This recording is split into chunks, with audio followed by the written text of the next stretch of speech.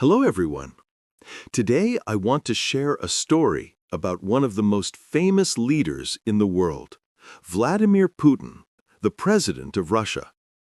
His life almost feels like a movie, filled with challenges, action, and big achievements. So relax, listen closely, and enjoy. This story will help your English and also motivate you to believe in your own dreams.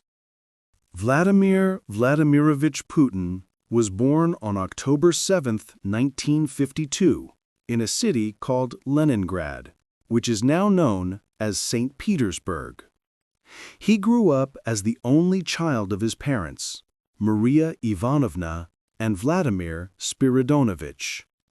Putin's family lived in a very small place. They didn't have their own bathroom or kitchen. They shared everything, the toilet, the shower, and the cooking space, with many neighbors. Many families in Russia lived this way after World War II, so it was normal for them. Putin's father had been wounded during the war, and his mother worked hard to support the family. They loved their son very much, but they raised him with discipline. They wanted him to be strong, responsible, and never give up, even when life was hard. They had no idea that their thin little boy would one day become the leader of their entire country. As a child, Putin was small and underweight. Because of his size, some boys in the neighborhood tried to bully him. But Vladimir was not the kind of child who ran away from problems. Instead of being afraid, he decided to become stronger so no one could ever push him around again. At the age of 12, he began training in judo and a traditional Russian martial art. He practiced every day, not just to win fights, but to build confidence and self-control. Over the years, he became so skilled that he eventually earned a black belt. Even today, judo remains an important part of his life. While other kids dreamed of becoming doctors or engineers, Vladimir had a very different goal. He wanted to become a spy. Yeah, a real spy, like in the movies. His mind was focused on one thing: becoming a KGB officer.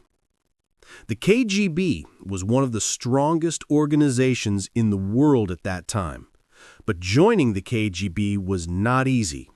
You had to be smart, disciplined, and well-educated. Putin understood this, so he took his studies seriously. At first, he wasn't the top student, but he pushed himself to do better.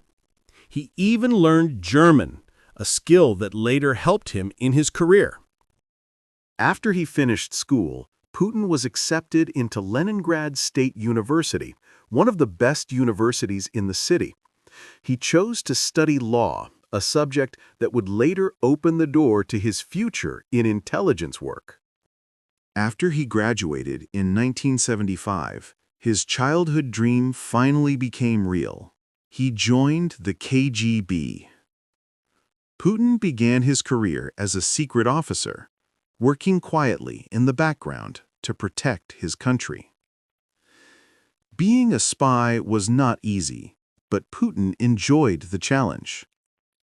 The skills he gained, patience, strategy, and emotional control, would later help him when he became a national leader. He was doing well as a KGB officer in East Germany, but in 1989, something happened that changed everything. The Berlin Wall came down. Soon after, the Soviet Union began to collapse. People were frustrated, the government was weak, and life in Russia became difficult. So, in 1990, he returned to his hometown, Leningrad. A year later, in 1991, he left the KGB. He felt it was time to start a new chapter and aim for something bigger. When he left the KGB, He took a small position at Leningrad State University. But soon, a new door opened. The mayor of St. Petersburg needed someone intelligent, organized, and loyal to work with him. Putin was offered the job. This became his first official step into politics. People slowly began to notice Putin. He wasn't loud or flashy like many other politicians. He didn't talk much, but when he did, people paid attention. He became known for solving problems quickly and staying calm, even in stressful situations. In 1996, Sobchak lost the election for mayor, and Putin's job ended as well. But Putin didn't quit. He moved to Moscow, the capital of Russia, to start again. In Moscow, he began working in the government. Soon, the president of Russia at that time, Boris Yeltsin, noticed him. Yeltsin wanted someone trustworthy to help run the country, and Putin seemed like the right person. But Russia was facing many problems.